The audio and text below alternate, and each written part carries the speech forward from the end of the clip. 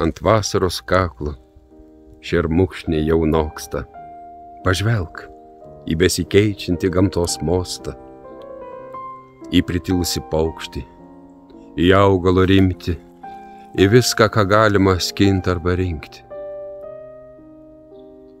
O vargšas pasaulį, o blunkančios spalvos, kaip dygo, kaip kilo, žydėjo supavus, kaip žaidė gyvybė, kaip nokdama brendo, ieškodama ryšio, visuotinio, bendro.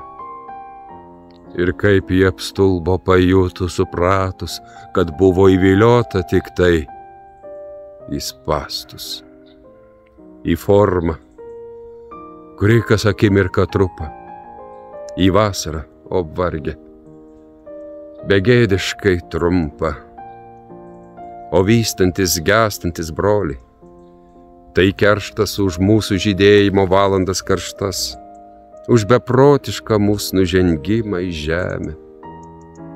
Nužengė, vadinasi ir nusižengė.